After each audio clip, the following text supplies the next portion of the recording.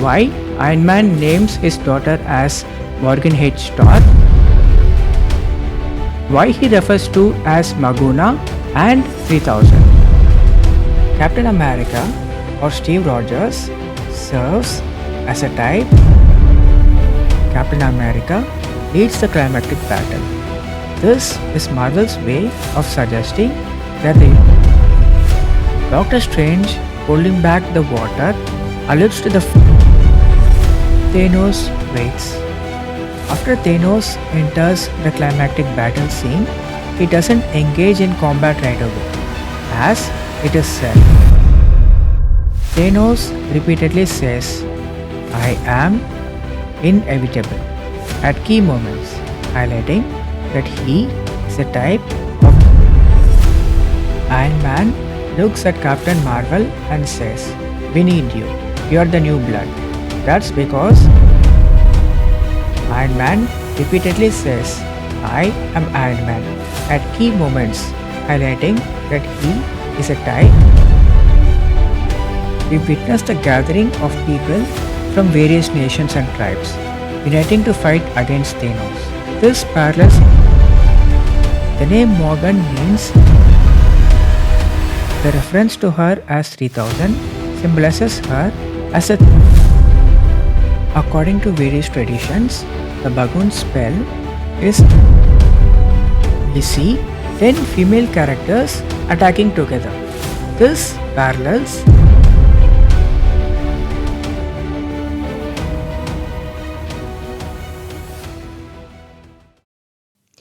Hi, this is the second part of my analysis of Avengers Endgame, and this video builds upon my analysis of Avengers Endgame Part 1, which in turn builds on my video of my analysis of Avengers Infinity War. The combined length of these two videos is around 1 hour, where I explain about several aspects of the movie that have never been decoded before. So, if you haven't watched these videos, now would be a great time to do so. You can always save this video and watch it later if the length is too much at once. In this video, I explain why Iron Man names his daughter as Morgan H. Stark and why he refers to as Maguna and 3000. I also delve into new themes, new types, and also build some of the types and concepts that I've already developed in the previous videos. I've said this before and I'll say it again. Marvel movies have been developed using a Gnostic perspective, and Gnosticism is defined as an ancient group of heresies stressing escape from this world by the acquisition of esoteric knowledge. And one of the key characteristics of Gnosticism is the inversion of good and evil, portraying good as evil and evil as good. So with all this in mind, I'll be using the Bible to explain Avengers Endgame Part 2. So let's begin with a brief recap.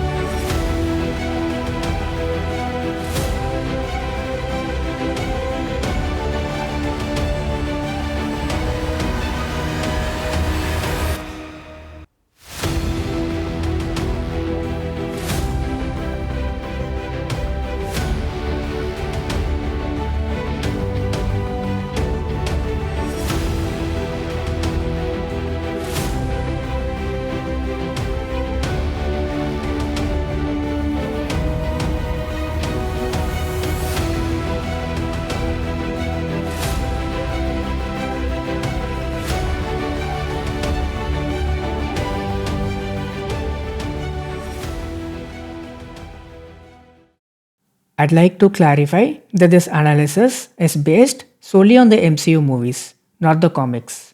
While the comics may offer alternative perspectives on some of the points I make in this video, that doesn't diminish the validity of my claims. Both can coexist as truths. For example, notice how the red Marvel theme transitions to black and the letters IO transform into 10. This could be interpreted as Marvel celebrating its 10th anniversary, but it might also suggest a deeper meaning. True to its Gnostic roots, this movie is full of attempts to gain Gnosis or esoteric knowledge to overcome this world. It mentions the quantum realm, quantum fluctuations messing with the Planck scale, the Dutze proposition, other ideas including the time heist, the inverted Mobius strip, particle eigenvalues in spectral decomposition, the time vortex equation, the EPR paradox, chronoshift, and astral projection. While not a biblical concept, it is worth remembering that Satan is sometimes seen as a piper or musician, like the Pied Piper who led children away with his music. This idea likely comes from the practice of smoking certain drugs from a pipe. In this movie, the time heist is called a pipe dream, which is Marvel's way of asserting that Satan's fantasies can become real. This movie also suggests the existence of intelligent life on multiple planets and the possibility of correcting mistakes by traveling back in time, possibly trying to convince viewers by referencing several time travel movies. While these ideas may be possible in the MCU, they are not grounded in reality. Introducing the concept of typology. A prophecy is an oral prediction of a future event, while typology serves as a non-verbal prediction. A type or prototype foreshadows a future event or person. Let's analyze Captain America. Captain America, or Steve Rogers, serves as a type of the United States of America. Captain America receives the inverted triangle, a symbol for Satanism, and he is asked to put it on by Iron Man. Captain America, giving his shield to Sam Wilson, carries significant racial meaning, especially in the context of American history. Captain America travels back in time and marries Peggy Carter. According to the MCU, Doctor Strange created an organization called the Illuminati, and Peggy Carter from an alternate universe is part of this Illuminati, according to Doctor Strange's Multiverse of Madness. Let me know in the comments if you want to see my analysis of Doctor Strange Multiverse of Madness, and be sure to subscribe to my channel so that you don't miss it. When Sam Wilson asks Captain America if he wants to talk about Peggy Carter in this movie, he responds, "No, I don't think I will. I'll leave the interpretation of what this means up to you." Captain America leads the climactic battle. This is Marvel's way of suggesting that the United States of America will play a leading role in Armageddon, waging war against God. Doctor Strange, a type of the false prophet, Part 2. This builds upon my analysis of Doctor Strange in Avengers Infinity War. Doctor Strange, holding back the water, alludes to the flood that God sent to cleanse the world of sin, as described in the book of Genesis. Satan was unable to prevent the flood when it occurred. In contrast, Marvel portrays Doctor Strange, a type of the false prophet, as holding back the flood this time. We see Doctor Strange summoning portals from several nations. We have a biblical parallel in the book of Revelation. We see Doctor Strange guiding Iron Man through the pivotal events of Avengers Infinity War and Avengers Endgame. This parallels the Bible, where the false prophet guides the Antichrist. I will explain more about Doctor Strange when I discuss the climactic battle. Thanos, a type of Jesus according to Gnosticism, or a mischaracterized and misrepresented Jesus, Part 2. Who is this who comes from Edom, with his clothes stained red? Who is this in royal robes, marching in his great strength. It is I, the Lord, announcing your salvation. It is I, the Lord, who has the power to save.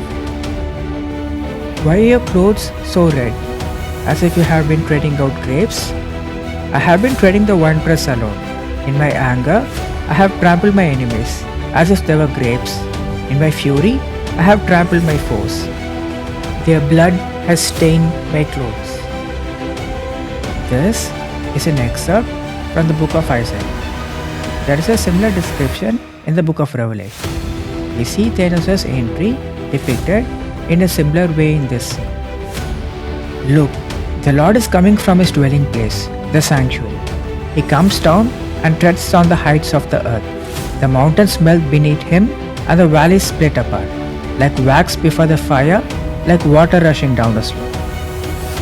This is how Jesus' second coming is described, and Thanos is depicted in a similar way in the scene. Thanos waits. After Thanos enters the climactic battle scene, he doesn't engage in combat right away. As it is said, let the nations be roused. Let them advance into the valley of Jehoshaphat, for there I will sit to judge all the nations on every side. The valley of Jehoshaphat is often associated with Armageddon. Thanos says, the work is done, it always will be. I am inevitable. This is MCU's way of identifying Thanos with Jesus according to Gnosticism. Thanos repeatedly says, I am inevitable at key moments, highlighting that he is a type of Jesus according to Gnosticism. A lot of what Thanos says and does in Avengers Infinity War and Avengers Endgame has biblical parallels, viewed from Satan's perspective. For example, Thanos says, I will shred this universe down to its last atom, create a new one teeming with life, a grateful universe.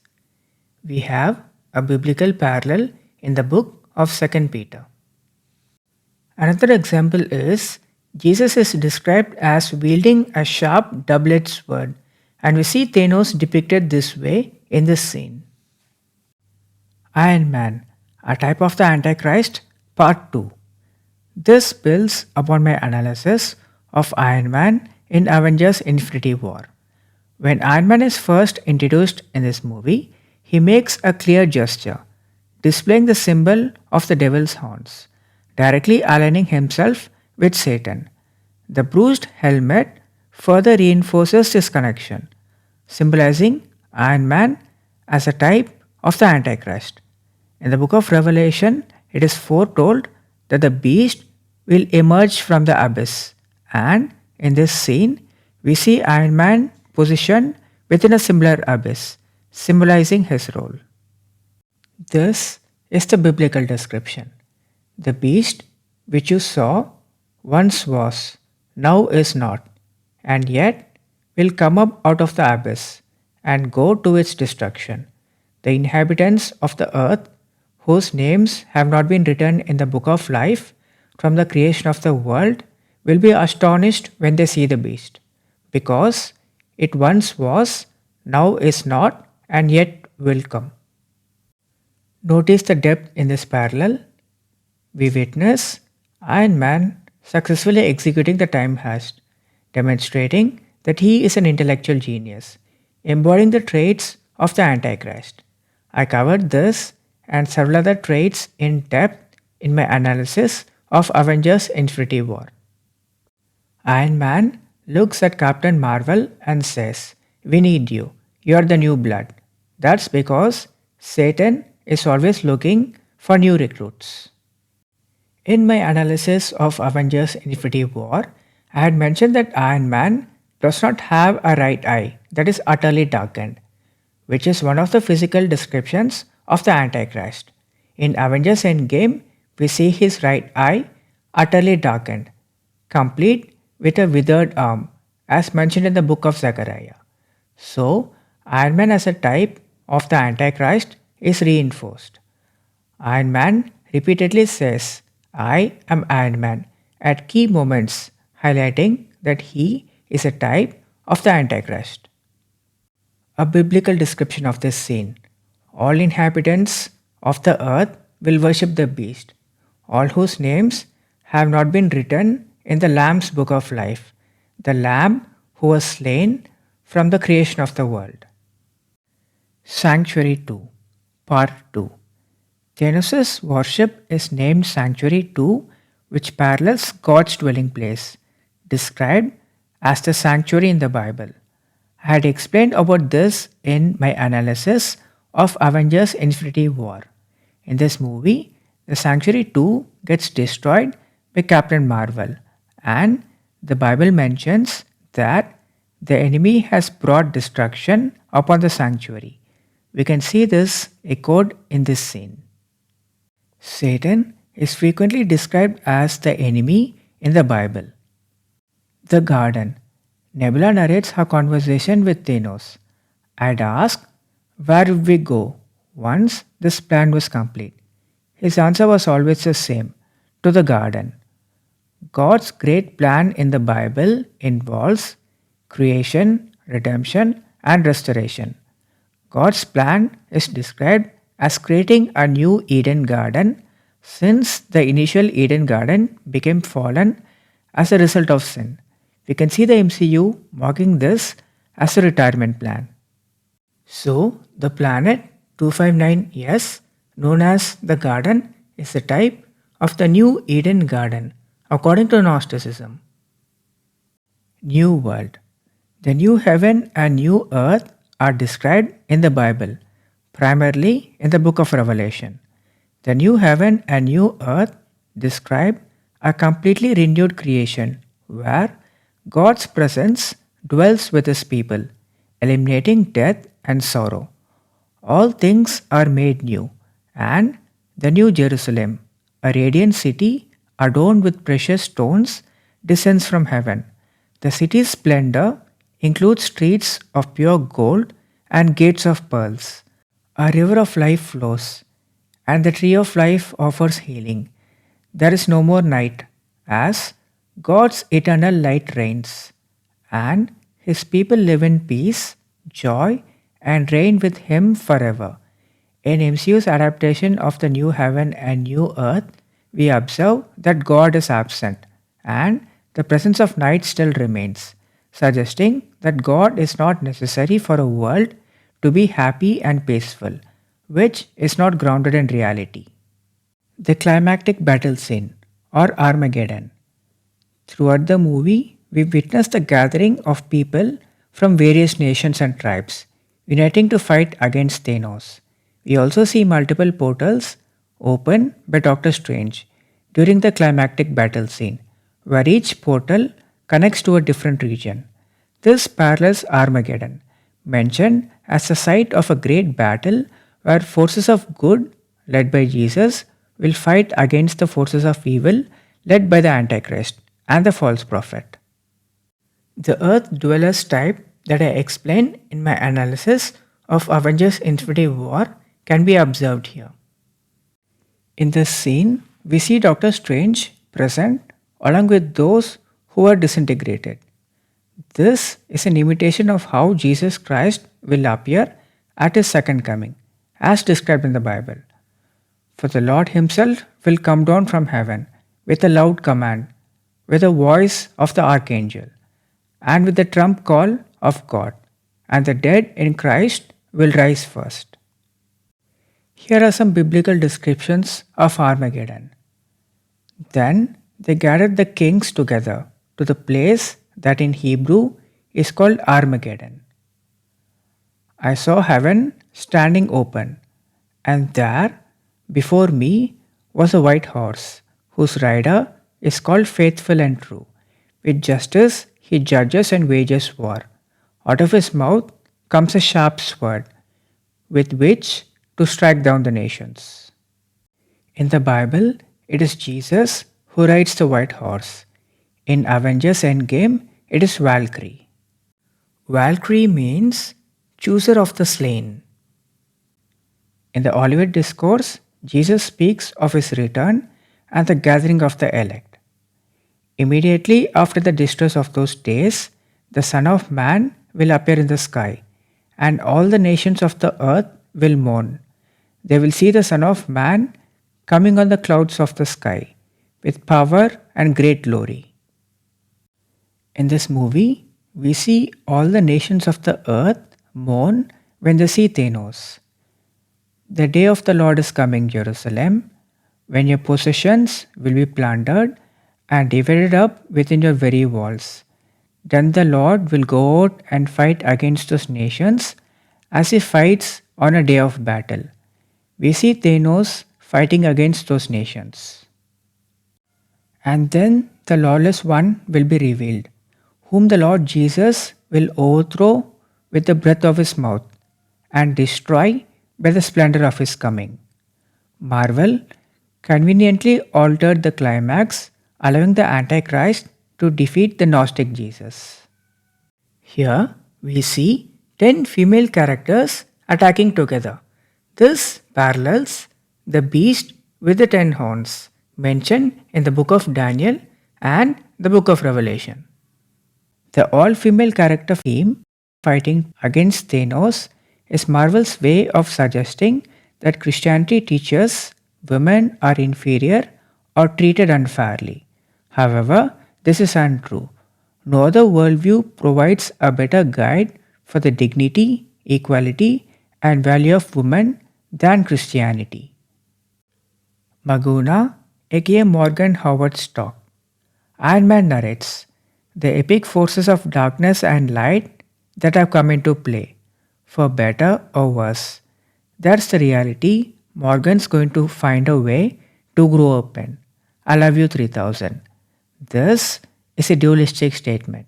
Iron Man's daughter's name is revealed as Morgan Howard Stock.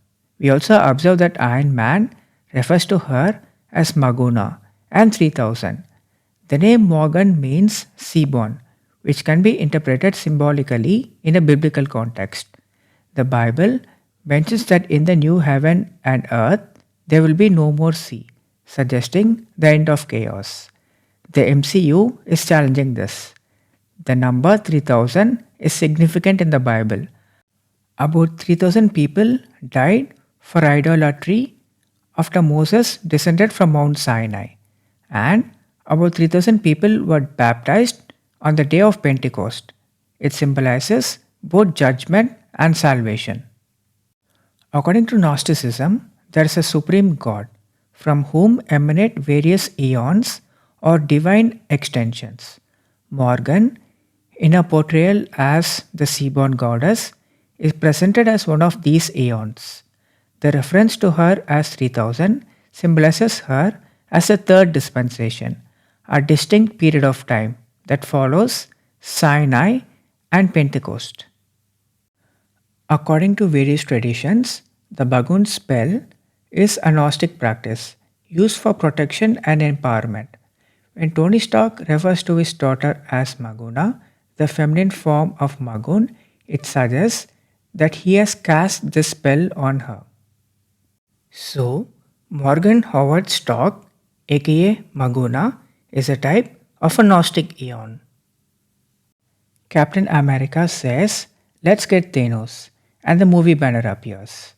Avengers Endgame is MCU's adaptation of the Book of Revelation, centering on the theme of Armageddon.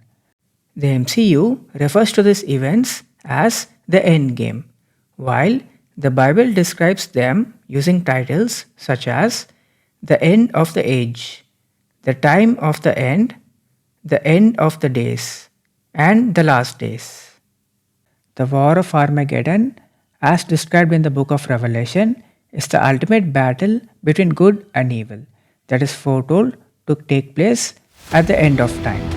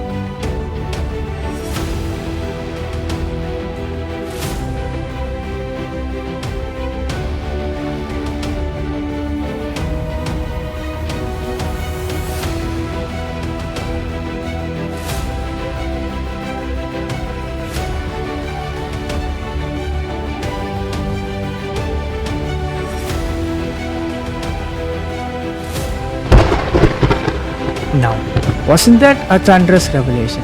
I hope you like my analysis of Avengers Endgame Part 2. Even though the combined length of my analysis of Avengers Infinity War and Endgame is around 90 minutes, I still haven't even covered the basics yet. I started this YouTube channel as an experiment, and I'm glad to have received over 80,000 views and 20,000 subscriptions within just 20 days. I'm especially surprised that 1 out of every 4 viewers are subscribing to the channel. I've also observed that the view time is quite less. So to understand why this is happening, I'm now on Patreon. So you can connect with me on Patreon to help shape the future of AMAP Ministries. And you can also get behind the scene look and also get a sneak peek of what's coming in the future. So I hope to see you there, and I'll leave a link in the description. Bye. I hope you like this approach of analyzing the MCU movies using the Bible while simultaneously explaining the biblical concepts. I'd love to keep interacting with you to keep improving my channel. So prayerfully consider supporting me on Patreon. Your support will help me produce more such videos in the future and also increase their frequency. Shalom.